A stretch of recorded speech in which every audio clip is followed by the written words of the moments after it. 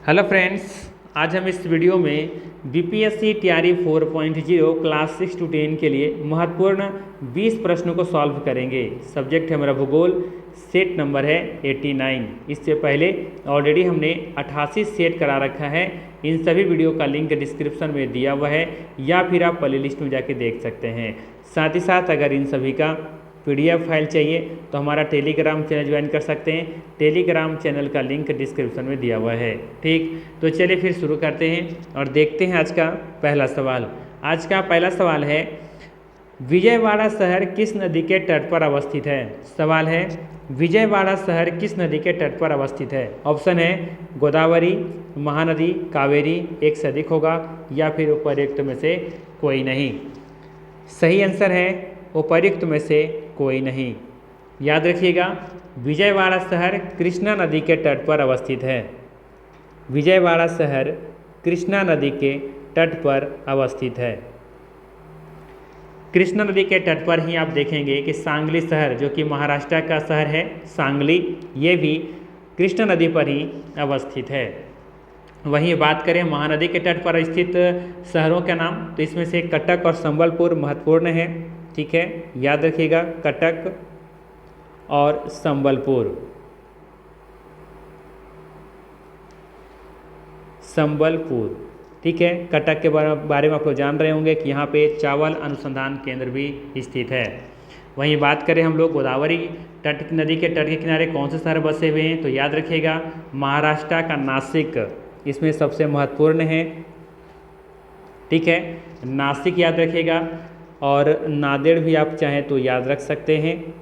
ठीक है, और आंध्र प्रदेश का राजमुंद्री शहर ये गोदावरी के तट पर ही स्थित है। आंध्र प्रदेश का राजमुंद्री। ठीक है, वहीं बात करें कावेरी नदी के बारे में, तो यहाँ पे याद रख सकते हैं मैसूर, जो कि कर्नाटक का है, और श्रीरंगपट्टनम, ये भी कर्नाटक में ही है। तो ये दोनों शहर आप देखेंगे कि कावेरी नदी के तट पर स्थित है। ठीक है, श्रीरंगपट्टनम, श्रीरंगपट्टनम, पट्टनम। ठीक है, और इसी में एक और जोड़ लीजिए। ठीक है, कौन सा? मैसूर, मैसूर। ठीक है, ये दोनों कहाँ पर हैं? ये दोनों कर्नाटका में हैं। ठीक है ना। तमिलनाडु का भी आप देख सकते हैं, तो तमिलनाडु का तिरुचिरापल्ली, ठीक है, तंजावुर, ये दोनों आप याद रख सकते हैं, इसी में ऐड कर लीजिए। ठीक है, कौन कौन सा? तिरुचिरापल्ली, ठीक है ना, और एक तंजावुर। ये दोनों कहाँ पर हैं? ये दोनों ये हैं आपका तंजावुर। ठीक है ना, ये दोनों आपका कहाँ पर है? ये दोनों है आपका तमिलनाडु में। ठीक है, जबकि ये दोनों कर्नाटका में है। ठीक है, ये उड़ीसा में है, जबकि नासिक और राजमुंद्री ये दोनों देखेंगे कहाँ पर है? महाराष्ट्र में है। ठीक है, महाराष्ट्र, महाराष्ट्र। ठीक है, कोई दिक्कत नहीं होना चाहिए यहाँ पर। चलिए लेते हैं अगला सवाल।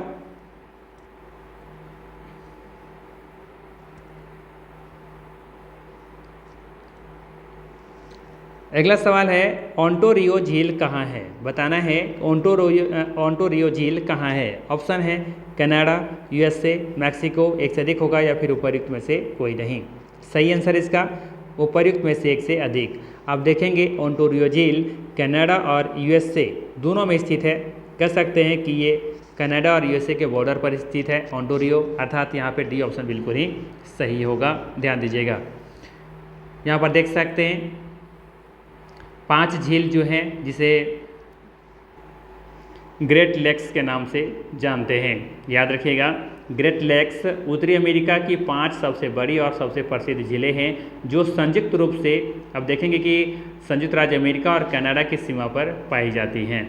ठीक है, तो इन 5 झीलों को आप याद रखिएगा, यहाँ से सवाल पूछा जा सकता है। एक तो आपका सुपीरियर है, ठीक है, दूसरा यहाँ पे देखेंगे तो ह्यूरॉन है, मिशिगन है, इरी है और ओंटारियो है।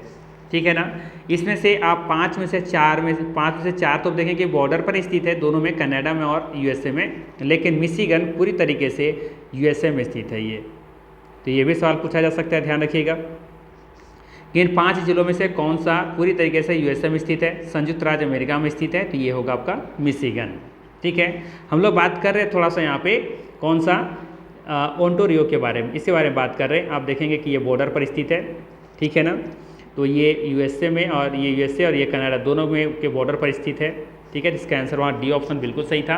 ठीक है, और आप देखेंगे इस झील के उत्तर में कनाडा है, इस झील के उत्तर में कनाडा है, तो दक्षिण में क्या है, ये आपका यहाँ पे यूएसए है। ठीक है, और ये भी देख सकते हैं यहाँ पर कि इस झील के उत्तर में कनाडा का ओंटारियो प्रांत है और दक्षिण में यूएसए का न्यूयॉर्क प्रांत है। ठीक है, तो इधर देखेंगे ओंटारियो जो प्रांत है दिख रहा होगा, ये ओंटारियो प्रांत है, जबकि दक्षिण में देखेंगे तो यहाँ पर यूएसए का न्यूयॉर्क प्रांत है।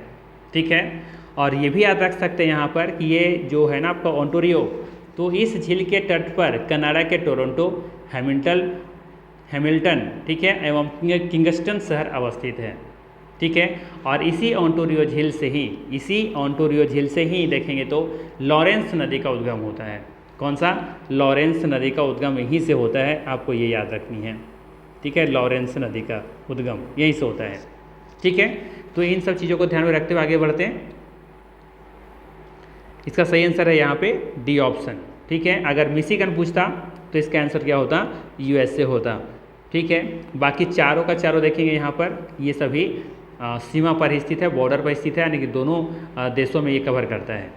ठीक है, चलिए लेते हैं अगला सवाल।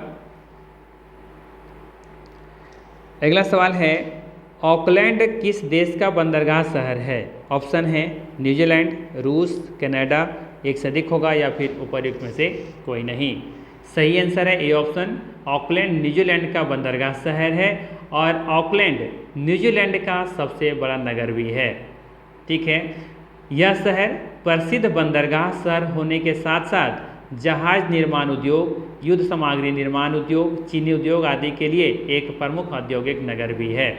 ठीक है, इसका सही आंसर है यहाँ पर ऑप्शन नंबर ए न्यूजीलैंड। ठीक है, चलिए लेते हैं अगला सवाल।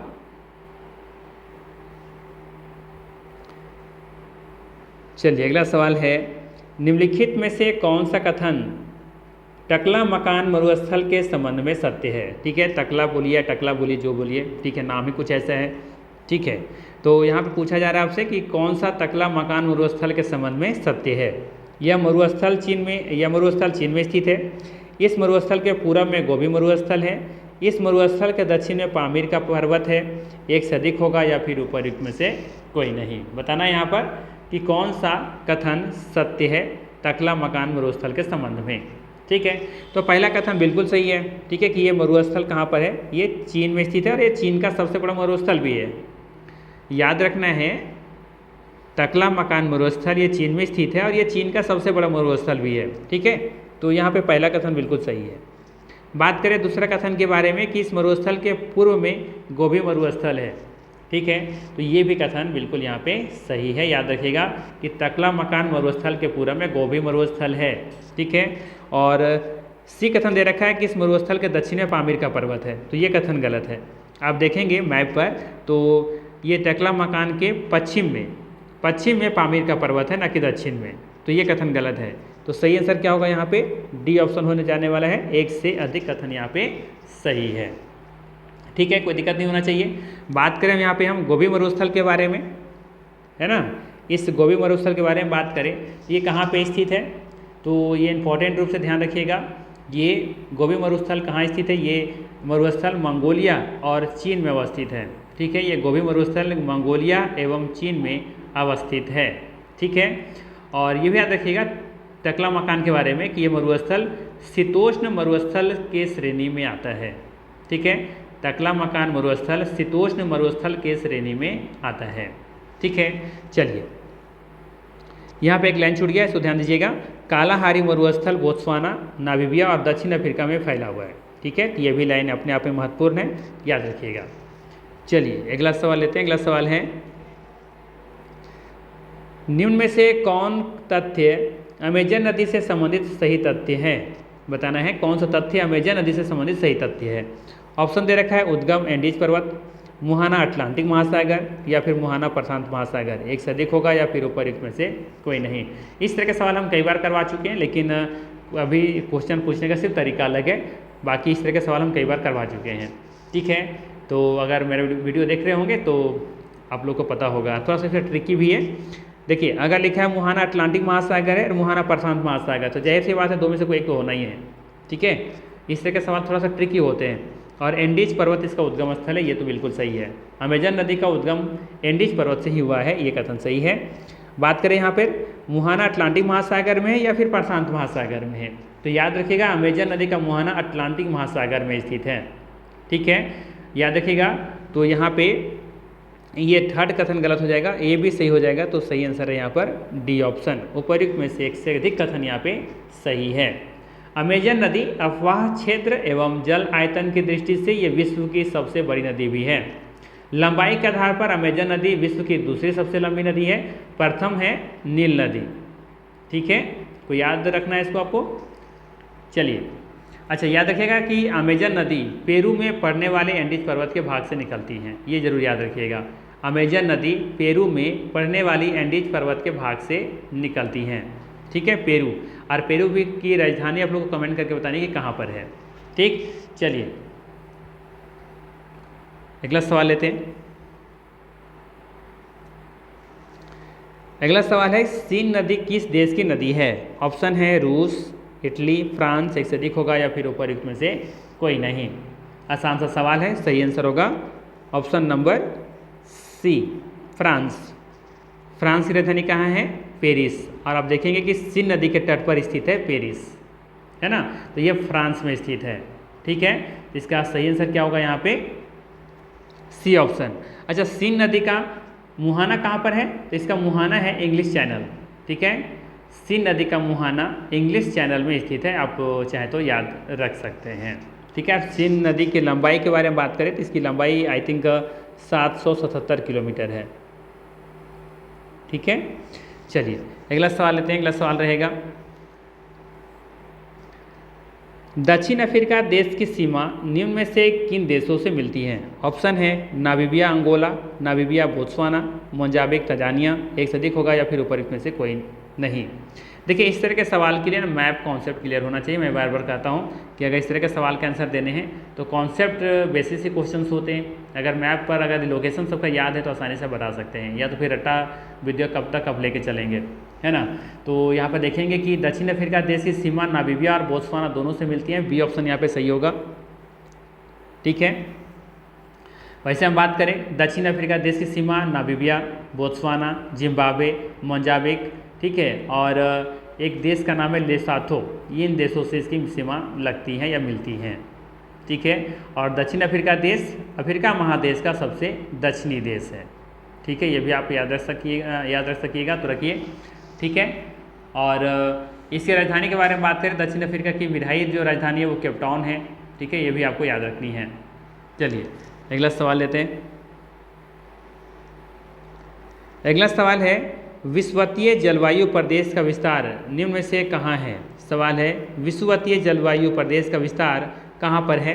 अमेजन बेसिन, कांगो बेसिन, दक्षिण पूर्व एशिया के द्वीप, या फिर एक से अधिक होगा या फिर उपयुक्त में से कोई नहीं। सही आंसर है डी ऑप्शन। सवाल क्या पूछा था? सवाल पूछ रहा है आपसे कि विषुवतीय जलवायु प्रदेश का विस्तार, ठीक है, विषुवतीय जलवायु प्रदेश का विस्तार कहाँ पर है?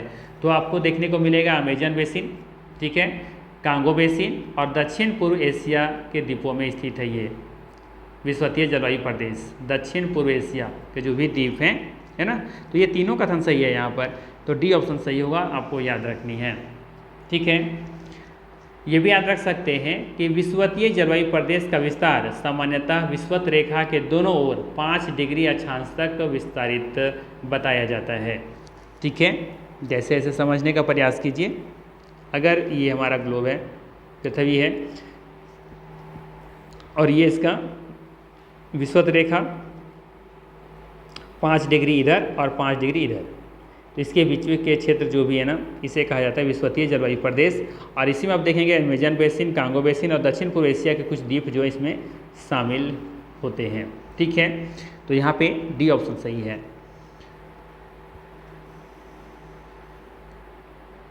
और अच्छा ये लाइन याद रखिएगा, महासागर में विषुवतीय क्षेत्र का विस्तार प्रशांत महासागर, अटलांटिक महासागर और हिंद महासागर में है।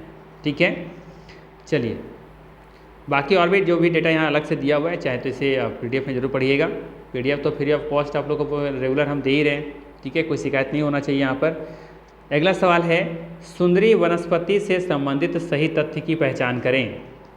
ठीक है, ऑप्शन दे रखा है, यह भारत के पूर्वी डेल्टाओं में सबसे उत्तरी डेल्टा की वनस्पति है, यह ज्वारीय वनस्पति है, यह सख्त एवं टिकाऊ लकड़ी वाली वनस्पति है।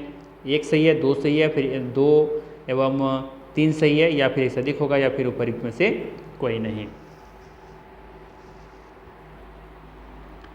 बात करें यहाँ पे पहला कथन के बारे में, दे रखा है कि यह भारत के पूर्वी डेल्टाओं में सबसे उत्तरी डेल्टा की वनस्पति है। बिल्कुल कथन सही है। ठीक है, याद रखना है, सुंदरी वनस्पति भारत के पूर्वी डेल्टाओं अर्थात पूर्वी तटीय डेल्टाओं में सबसे उत्तरी डेल्टा अर्थात गंगा ब्रह्मपुत्र डेल्टा, जिसे बंगाल का डेल्टा भी कह सकते हैं, कि वनस्पति है। इस वनस्पति के नाम पर ही इस डेल्टा को सुंदरवन डेल्टा कहा जाता है। ठीक है, तो ये कथन बिल्कुल सही है। और सेकंड दिया हुआ है कि यह ज्वारीय वनस्पति है, ये भी कथन सही है अपने आप में। ठीक है, याद रखना है यहाँ पे कि यह ज्वारीय वनस्पति तो होती ही हैं। और जो तीसरा कथन दे रखा है कि यह सख्त एवं टिकाऊ लकड़ी वाली वनस्पति है, ये भी कथन यहाँ पे सही है। याद रखिएगा, सुंदरी वनस्पति की लकड़ी सख्त एवं टिकाऊ होती हैं, अतः ये भी कह सकते हैं कि यहाँ की जो लकड़ियाँ होती हैं वो मूल्यवान होती हैं, कीमती होती हैं। इस यहाँ से जो भी लकड़ी प्राप्त होती है ना, उस लकड़ी से पुल का निर्माण, नाव का निर्माण, घर निर्माण इत्यादि में विशेष रूप से प्रयोग किया जाता है। ठीक है, तो तीनों कथन यहाँ पे सही है। डी ऑप्शन सही होगा यहाँ पे, उपयुक्त में से एक से अधिक कथन यहाँ पर सही है। बात करें हम यहाँ पे भारत वन स्थिति रिपोर्ट 2021 के अनुसार, ध्यान रखिएगा, हम बात कर रहे हैं यहाँ पे भारत वन स्थिति रिपोर्ट 2021 के अनुसार भारत में मैंग्रोव वन 4,992 वर्ग किलोमीटर है। ठीक है, तो ये डेटा जरूर याद रखिएगा। भारत वन स्थिति रिपोर्ट 2021 के अनुसार भारत में मैंग्रोव वन 4,992 वर्ग किलोमीटर है, जो कि कुल भौगोलिक क्षेत्रफल का 0.15% है। ठीक है, तो इन दो डेटाओं को याद रखिएगा। लेते हैं अगला सवाल। अगला सवाल है, तारपीन का तेल निम्न में से किस वृक्ष से प्राप्त होता है? तारपीन का तेल किस वृक्ष से प्राप्त होता है ये बताना है। चीड़, सिनकोना, मैग्नोलिया, एक से अधिक होगा, या फिर उपयुक्त में से कोई नहीं। सही आंसर है ए ऑप्शन, चीड़। चीड़ वृक्ष से तारपीन का तेल प्राप्त होता है। चीड़ के वृक्ष से लिसा प्राप्त होता है, जिसे तारपीन का तेल बनाया जाता है। तारपीन का तेल रंगहीन, गंधयुक्त, ज्वलनशील, पानी में अमिश्रणीय अर्थात पानी में घुलता नहीं है, और एक तरह से यह तरल है। यह सल्फर, फास्फोरस, रेजिन, मोम और प्राकृतिक रबर के लिए अच्छा विलायक है। तारपीन का प्रयोग सामान्यतः साबुन, पेंट, कागज एवं अन्य रासायनिक उद्योगों में इसका प्रयोग किया जाता है। ठीक है, तो याद रखिएगा यहाँ पर ए ऑप्शन बिल्कुल सही है।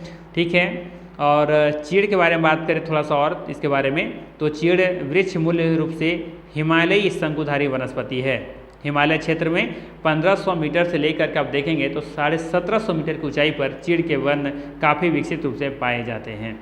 ठीक है, कितना 1500 मीटर से लेकर के 1750 मीटर की ऊंचाई पर चीड़ के वन काफ़ी विकसित रूप से पाए जाते हैं। ठीक है, तो ये भी आपको डेटा याद रखनी है। चलिए लेते हैं अगला सवाल। अगला सवाल है, कंचनजंगा जैवमंडल आरक्षित क्षेत्र किस राज्य में अवस्थित है? ऑप्शन है हिमाचल प्रदेश, उत्तराखंड, सिक्किम, एक से अधिक होगा, या फिर उपयुक्त में से कोई नहीं। सही आंसर है सी ऑप्शन, सिक्किम। कंचनजंगा जैवमंडल आरक्षित क्षेत्र सिक्किम राज्य में अवस्थित है। इस जैवमंडल का नाम हिमालय की तीसरी सर्वोच्च चोटी कंचनजंगा के नाम पर रखा गया है। कंचनजंगा की ऊंचाई 8,586 मीटर है, जो विश्व की तीसरी सबसे ऊंची चोटी भी है। ठीक है, तो यहाँ पे याद रखिएगा। चलिए लेते हैं अगला सवाल।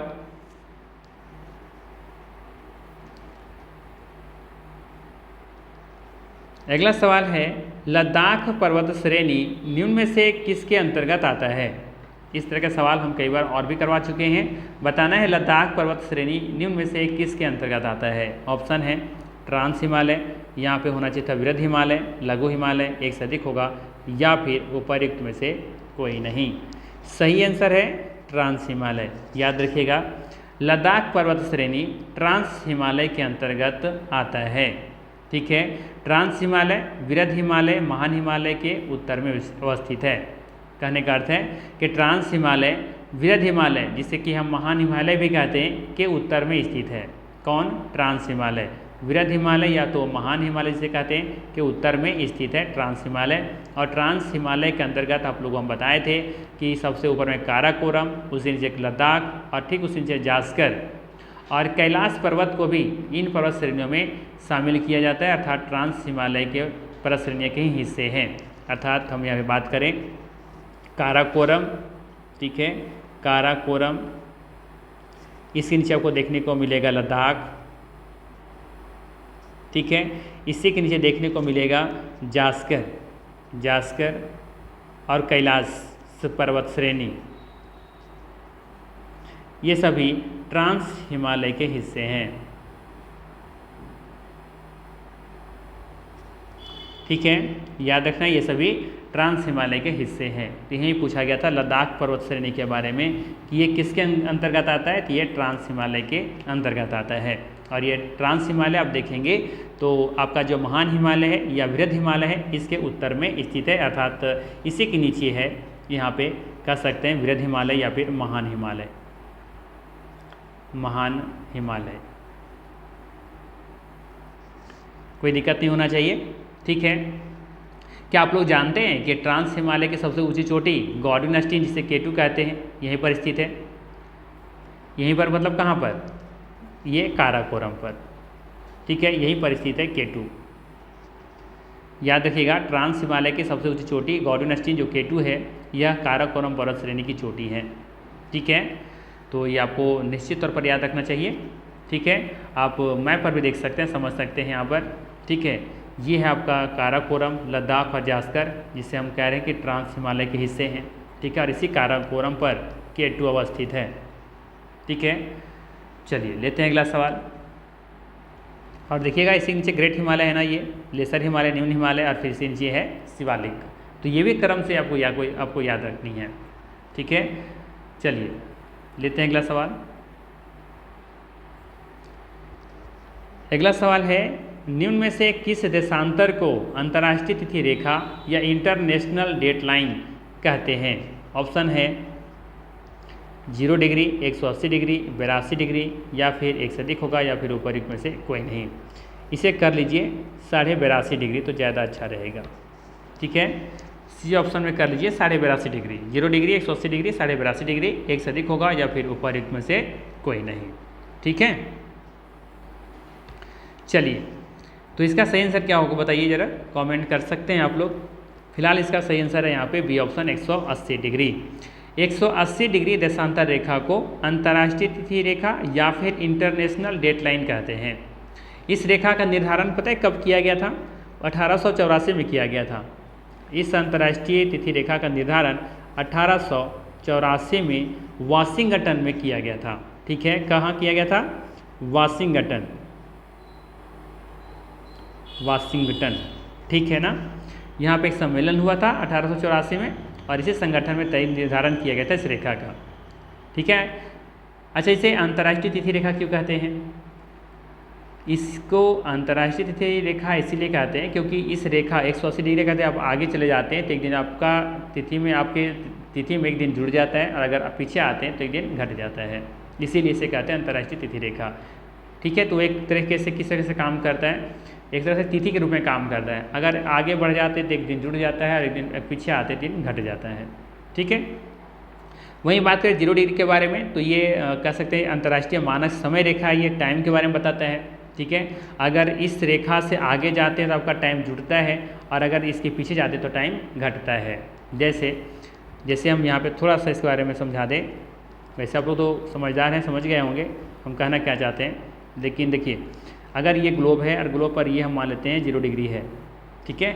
तो यहाँ से अगर पूरा पश्चिम की तरफ आते हैं तो समय आपका घटेगा और आगे बढ़ेंगे तो जुटेगा। जैसे ये होता है यहाँ पर, जैसे 12 बज रहा है, ठीक है, और भारत कितने आगे है, कितना डिग्री, 82.5 डिग्री आगे है। तो मतलब है कि 5.5 घंटा यहाँ से आगे है। तो यहाँ से देखिए 12 बज रहा है, तो जाहिर सी बात है इस 82.5 डिग्री पर हम लोग 5.5 घंटों से जोड़ देंगे। तो भारत में कितना बज रहा होगा, 5.5 बज रहा होगा। अगर पीछे आएंगे तो टाइम आपको घटाना होगा। बस यही कॉन्सेप्ट आपको याद रखनी है, ठीक है। ठीक इसी के विपरीत जो होगा रेखा, इसी के पीछे वाला जो रेखा होगा वहाँ पे होगा 180 डिग्री, और उसी रेखा का आगे बढ़ जाते हैं तो एक दिन जुट जाता है, और पीछे की तरफ आ जाते तो एक दिन घट जाता है, ठीक है। ये बेसिक सा कॉन्सेप्ट है।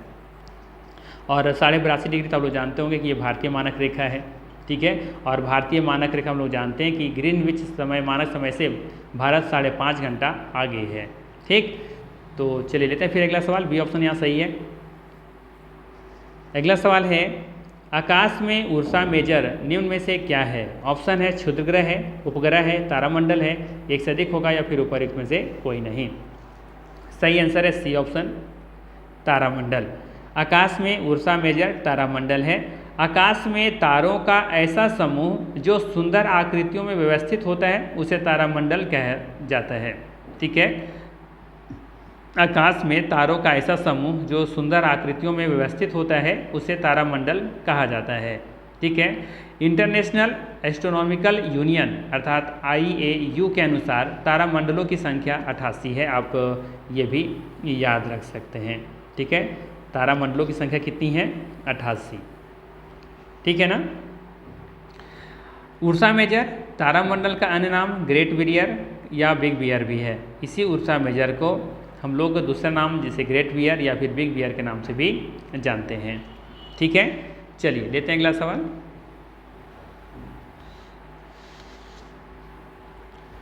अगला सवाल है, मैकमोहन रेखा, सवाल फिर से सुना जाए, मैकमोहन रेखा किन देशों के बीच की सीमा रेखा है। ऑप्शन है भारत पाकिस्तान, भारत चीन, भारत अफगानिस्तान, एक से अधिक होगा या फिर उपयुक्त में से कोई नहीं। सही आंसर है बी ऑप्शन, भारत और चीन, है ना। मैकमोहन रेखा भारत चीन के बीच की सीमा रेखा है। मैकमोहन रेखा पूर्वी क्षेत्र में भारत और चीन के बीच वास्तविक सीमा के रूप में काम करती हैं। मैकमोहन रेखा विशेष रूप से अरुणाचल प्रदेश और चीन तिब्बत के बीच, पश्चिम में भूटान से लेकर पूरब में म्यांमार तक की सीमा तक जो सीमाएं को ये तय करती हैं। फिर से सुनिएगा हम कहना क्या चाह रहे हैं। मैकमोहन रेखा विशेष रूप से अरुणाचल प्रदेश और चीन के बीच, पश्चिम में भूटान से लेकर के पूरब में म्यांमार तक की सीमा को तय करती हैं, ठीक है। और साथ ही साथ याद रखिएगा कि मैकमोहन रेखा का निर्धारण कब किया गया था, तो ये किया गया था 1914 में, ठीक है। मैकमोहन रेखा 1914 ईस्वी के शिमला जो कन्वेंशन हुआ था ना, उसी ये के दौरान ये तय की गई थी, ठीक है। चलिए अगला सवाल लेते हैं। अच्छा, ये यहाँ से पूछा जा सकता है कि ये मैकमोहन रेखा इसका नाम क्यों पड़ा था, है ना। तो याद रखिएगा कि इस रेखा का निर्धारित ब्रिटिश सरकार के तत्कालीन विदेश सचिव कौन थे, विदेश सचिव थे ब्रिटिश सरकार के तत्कालीन विदेश सचिव सर हेनरी मैकमोहन के नेतृत्व में ये चीज़ किया गया था, है ना। इसीलिए इस रेखा का नाम मैकमोहन रेखा पड़ा था, ठीक है। तो याद रखिएगा हेनरी मैकमोहन के बारे में, जो कि उस समय तत्कालीन में ब्रिटिश सरकार का विदेश सचिव थे ये, ठीक। चलिए अगला सवाल लेते हैं। अगला सवाल है, निम्न में से किस देश का क्षेत्रफल भारत से कम है। ऑप्शन है ब्राज़ील, संयुक्त राज्य अमेरिका, अर्जेंटीना, एक से अधिक होगा या फिर उपयुक्त में से कोई नहीं। सही आंसर है यहाँ पर सी ऑप्शन, अर्जेंटीना। देखेंगे क्षेत्रफल में भारत से नीचे है अर्जेंटीना, ठीक है। से ब्राज़ील और संयुक्त राज्य अमेरिका भारत से ऊपर हैं, यानी अर्थात कह सकते हैं कि भारत से क्षेत्रफल बड़ा है ब्राज़ील और संयुक्त राज्य अमेरिका का, जबकि भारत के क्षेत्रफल से अर्जेंटीना का क्षेत्रफल कम है, अर्थात सी ऑप्शन यहाँ पे सही है। इसके अलावा ध्यान रखिएगा, क्षेत्रफल के आधार पर अवरोही क्रम में विश्व के 10 बड़े देश इस प्रकार हैं। पहले नंबर पर रूस, फिर कनाडा, फिर चीन, संयुक्त राज्य अमेरिका, ब्राज़ील, ऑस्ट्रेलिया, फिर भारत, और भारत से नीचे है अर्जेंटीना, कजाकिस्तान और अल्जीरिया। ये 10 बड़े देश क्रम से लगे हुए, इसे चाहे तो आप याद रख सकते हैं। लेते हैं अगला सवाल। अगला सवाल है, केबुल लामजाओ नेशनल पार्क भारत के किस राज्य में है। सवाल है केबुल लामजाओ नेशनल पार्क भारत के किस राज्य में है। असम में है, अरुणाचल प्रदेश में है, मेघालय में है, एक से अधिक होगा या फिर उपर्युक्त में से कोई नहीं। सही आंसर है उपर्युक्त में से कोई नहीं। कैबो लामजाओ नेशनल पार्क भारत के मणिपुर राज्य में स्थित है। ठीक है, दिए गए ऑप्शन में कोई भी सही नहीं है, अर्थात ई ऑप्शन यहाँ पे बिल्कुल ही सही है। यह नेशनल पार्क मणिपुर के लोकटक झील का हिस्सा है। ये भी याद रखिएगा कि ये पार्क विश्व का एकमात्र तैरता हुआ पार्क के रूप में जाना जाता है। ठीक है, यह उद्यान मणिपुर राज्य के बिष्णुपुर जिला में अवस्थित है। ठीक है, एक लाइन या और भी याद रखिएगा कि इस राष्ट्रीय उद्यान का दर्जा अर्थात नेशनल पार्क का दर्जा 1977 में दिया गया था। ठीक है, ये इसका जो क्षेत्रफल है ना, अगर क्षेत्रफल पूछ लिया जाए तो याद रखिएगा केबो लामजाओ का जो क्षेत्रफल है वो है 40 वर्ग किलोमीटर, 40 वर्ग किलोमीटर। ठीक है, तो ये आप जरूर याद रखिएगा, यहाँ से सवाल पूछा जा सकता है। ठीक है ना, चलिए लेते हैं अगला सवाल। अगला सवाल है भारत की दूसरी सबसे लंबी अंतर्राष्ट्रीय सीमा किस देश के साथ लगती है। सवाल है भारत की दूसरी सबसे लंबी अंतर्राष्ट्रीय सीमा किस देश के साथ लगती है। ऑप्शन है बांग्लादेश, पाकिस्तान, नेपाल, एक से अधिक होगा या फिर उपर्युक्त में से कोई नहीं। सही आंसर है ई ऑप्शन, उपर्युक्त में से कोई नहीं। भारत की दूसरी सबसे लंबी अंतर्राष्ट्रीय सीमा चीन के साथ लगती हैं, बांग्लादेश के साथ सबसे लंबी अंतर्राष्ट्रीय सीमा लगती हैं। तो ई ऑप्शन यहाँ पे बिल्कुल ही सही है, याद रखिएगा। ठीक, तो चलिए अगला सवाल देखते हैं। यहाँ पे कुछ महत्वपूर्ण तथ्य है, याद रखिएगा कि भारत की सबसे लंबी अंतर्राष्ट्रीय सीमा बांग्लादेश के साथ लगती है। कितनी लगती है तो 4096 किलोमीटर, 4096 किलोमीटर याद रखना है। और लंबाई के आधार पर अवरोही क्रम में भारत एवं पड़ोसी देश की सीमा इस प्रकार है। सबसे ज़्यादा बांग्लादेश का है, फिर उससे कम चीन, उससे कम पाकिस्तान, फिर नेपाल, फिर म्यांमार, भूटान, इसके बाद सबसे कम अफगानिस्तान जिसकी सीमा मात्र 106 किलोमीटर लगती है भारत के साथ। ठीक है, तो ये क्रम भी जरूर याद रखिएगा। सबसे ज़्यादा है बांग्लादेश का, फिर चीन का, फिर पाकिस्तान, फिर नेपाल, फिर म्यांमार, फिर भूटान और फिर अफगानिस्तान। ठीक है, चलिए लेते हैं अगला सवाल। अगला सवाल है पम्बन द्वीप कहाँ है। भारत और मालदीव के बीच, भारत श्रीलंका के बीच, भारत और म्यांमार के बीच, एक से अधिक होगा या फिर उपर्युक्त में से कोई नहीं। तो यहाँ पे याद रखना है पम्बन द्वीप के बारे में कि ये पम्बन द्वीप भारत और श्रीलंका के बीच में स्थित है। कहाँ पर है, ये भारत और श्रीलंका के बीच में स्थित है।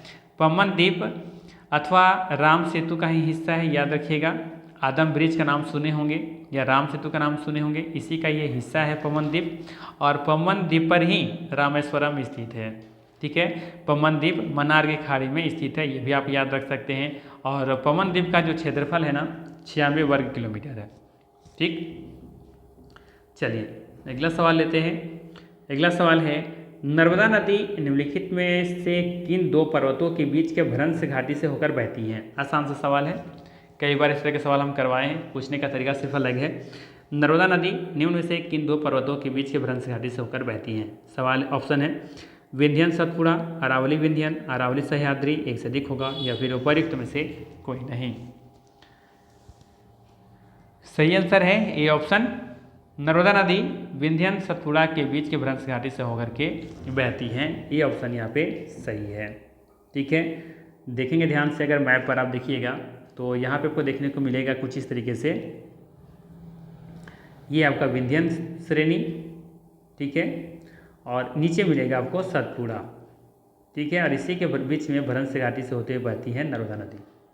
ठीक है, तो ये आपको याद रखनी है। और ये भी याद रखिएगा कि नर्मदा नदी मध्य प्रदेश के अमरकंटक की पहाड़ी से निकलने के बाद उत्तर में विंध्य पर्वत तथा दक्षिण में सतपुड़ा पर्वत के बीच स्थित भ्रंश घाटी से होकर के बहती हैं।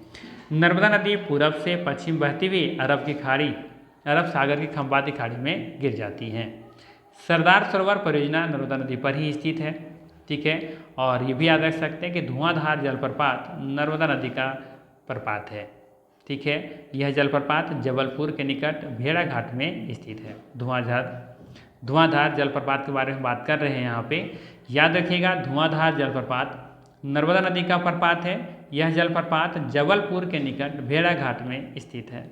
तो इन सब तथ्यों को याद रखिएगा, ठीक है। कहीं से भी सवाल पूछा जा सकता है। तो ये था महत्वपूर्ण 20 प्रश्न। अगर वीडियो अच्छा लगा हो तो लाइक ज़रूर कीजिएगा, चैनल पर नए हैं तो सब्सक्राइब कीजिएगा। बाकी फिर मिलते हैं हम लोग इसी तरह के नेक्स्ट वीडियो में। Thanks for watching.